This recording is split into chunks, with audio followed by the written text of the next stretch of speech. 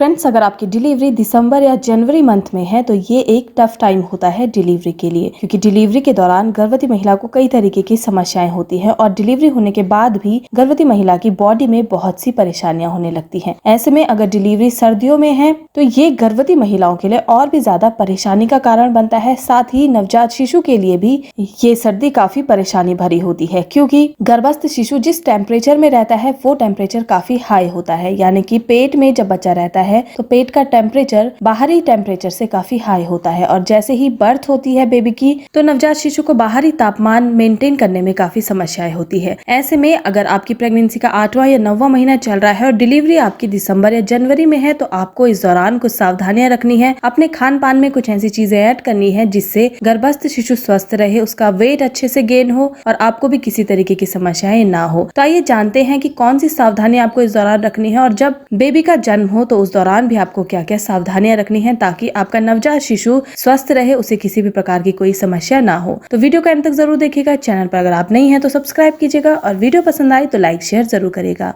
तो फ्रेंड्स, अगर आप प्रेगनेंसी के 8वें या 9वें महीने में हैं तो ऐसे में आपको अपने खान पान की चीजों पर बहुत ज्यादा ध्यान रखना है। जैसे कि आपको इस दौरान ठंडी चीजें बिल्कुल भी नहीं पीनी है। सर्दियों का मौसम है और पानी इस दौरान काफी कम पिया जाता है, लेकिन आपकी प्रेगनेंसी चल रही है और आपको अपने शरीर में पानी की कमी नहीं होने देनी है। बॉडी को आपको हाइड्रेट रखना है, पानी आपको ज्यादा से ज्यादा मात्रा में पीना है और कोशिश करें कि आप गुनगुना ही पानी पिए। ठंडा पानी आपको भूलकर भी इस दौरान नहीं पीना है। दूसरी बात आपको ये ध्यान में रखनी है कि किसी भी टाइप का कोई इन्फेक्शन आपको अब नहीं होना चाहिए, क्योंकि अगर 8वें या 9वें महीने में आपको इन्फेक्शन होता है तो ऐसे में सीधे सीधे आपकी नॉर्मल डिलीवरी हैम्पर करती है, क्योंकि कई बार इन्फेक्शन हाई होने की वजह से गर्भस्थ शिशु को समस्याएं होने लगती हैं और इमरजेंसी में डिलीवरी सिजेरियन करनी पड़ती है। तीसरी बात ये ध्यान में रखनी है कि अगर आप ये चाहती हैं कि आपकी डिलीवरी नॉर्मल हो तो उसके लिए आपको खान पान की चीजों में ध्यान रखना है। जैसे कि आपको इस दौरान ज्यादा से ज्यादा मात्रा में गर्म तासीर वाली चीजें लेनी है, जैसे कि आप dry fruits as it is ले सकती हैं, आप अजवाइन के लड्डू इस दौरान ले सकती हैं, आप चाहें तो हल्दी वाला दूध या केसर वाला दूध इस दौरान जरूर लें। इसके अलावा घी का सेवन आपको नियमित तौर पर करना स्टार्ट कर देना है। साथ ही खजूर का सेवन आपको जरूर करना है। आप चाहें तो 3 से 4 खजूर एज इट इज ले सकती हैं या फिर दूध में इसे उबालकर आप ले सकती हैं। इसके अलावा कोशिश करें कि 2 अंडे आप दिन में जरूर लें।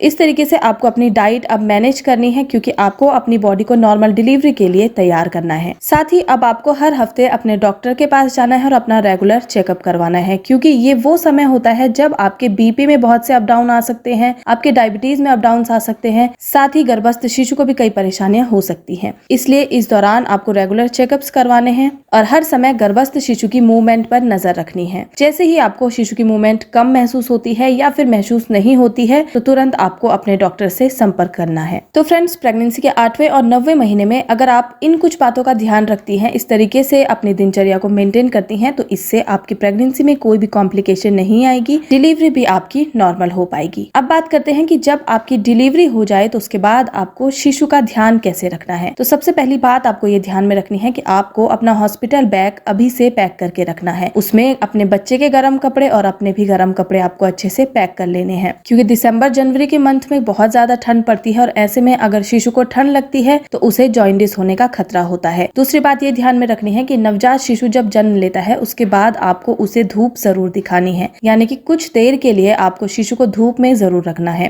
क्योंकि बर्थ के तुरंत बाद शिशु को जॉन्डिस होने का खतरा होता है और उसके बाद उसे 3 से 4 दिन के लिए हॉस्पिटल में एडमिट करना पड़ता है। इससे बचने के लिए सबसे अच्छा उपाय है कि आप बच्चे को अच्छे से धूप दिखाएं। इसके अलावा आपको नवजात शिशु को ब्रेस्ट फीड ही करवाना है, उसे बॉटल वाला दूध नहीं देना है, क्योंकि माँ का दूध मिलने से शिशु का इम्यून सिस्टम अच्छे से काम करेगा और उसे किसी भी टाइप का कोई इन्फेक्शन नहीं होगा। तो फ्रेंड्स, जब आप इस तरीके से अपने नवजात शिशु का ध्यान रखेंगी तो उसे कोई भी प्रॉब्लम नहीं होगी और आप और आपका नवजात शिशु स्वस्थ रहेगा। तो उम्मीद करती हूँ जानकारी आपको पसंद आई होगी। वीडियो को समाप्त करती हूँ। धन्यवाद।